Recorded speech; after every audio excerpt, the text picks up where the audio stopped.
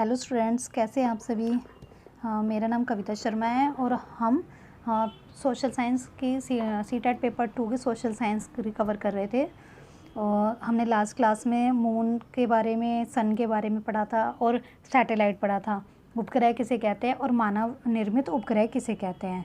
मानव निर्मित उपग्रह वे उपग्रह होते हैं जो मानव ने खुद बनाए होते हैं, और जैसे उपग्रह नेचुरल उपग्रह होते हैं, सबके चक्कर लगाते हैं प्लैनेट्स के, ऐसे ही मानव निर्मित उपग्रह होते हैं, ये भी प्लैनेट्स के चक्कर लगाते हैं। ये हमें इंफॉर्मेशन देते हैं प्लैनेट्स के लिए बारे में। जैसे कि मार्स पर हमने प्लैनेट भेजा था, उपग्रह भेजा था सैटेलाइट, जिससे हमें मार्स की इन्फॉर्मेशन मिली थी।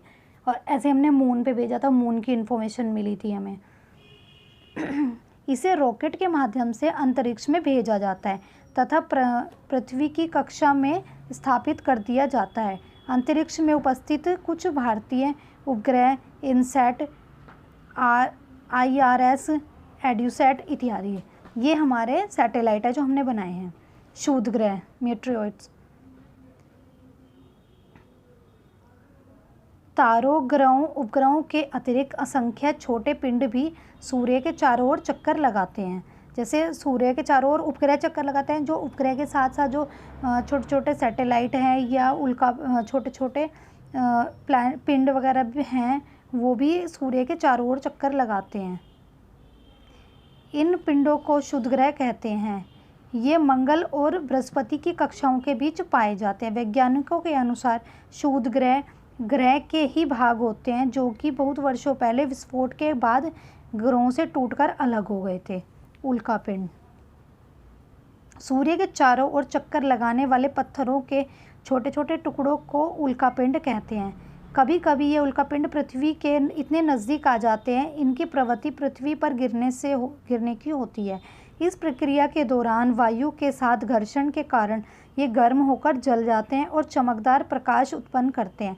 कभी कभी कोई उल्कापिंड पूरी तरह जले बिना पृथ्वी पे गिर जाते हैं। उल्कापिंड वो होते हैं, ये जैसे छोटे छोटे ग्रह क्षुद्रग्रह के टाइप के होते हैं, और ये सूर्य के चारों ओर चक्कर लगाते हैं ये भी। लेकिन अगर ये अपनी कक्षा से अलग हो जाते हैं तो ये इनकी प्रवृत्ति ग्रेविटी के कारण पृथ्वी तक आने की होती है, तो ये यहाँ से ऐसे पृथ्वी पर आते हैं।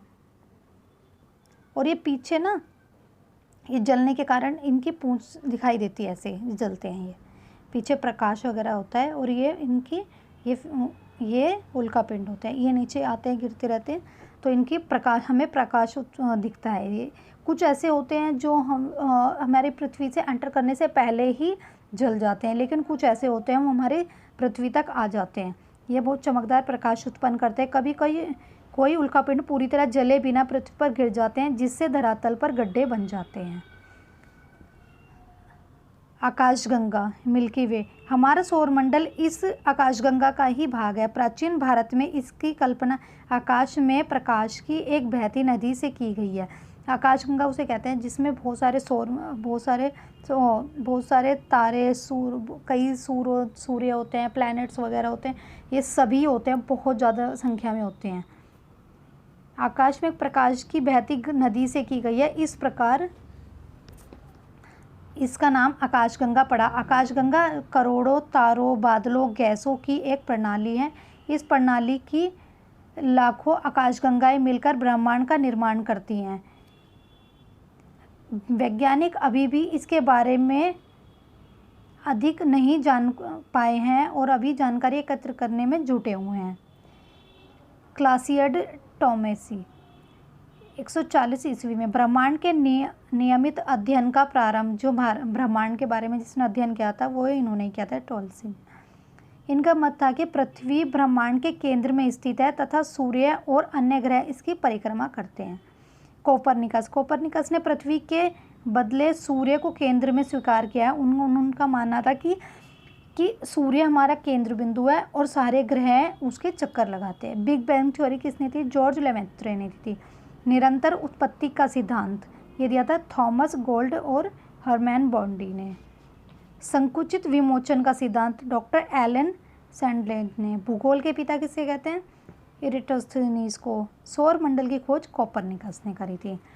आपको मेरी वीडियो अच्छी लगी और उसको लाइक करें, शेयर करें, सब्सक्राइब करें, और ये सभी एग्ज़ाम्स के लिए यूज़फुल हैं, तो इसको आगे ज़्यादा से ज़्यादा शेयर करें। Thank you.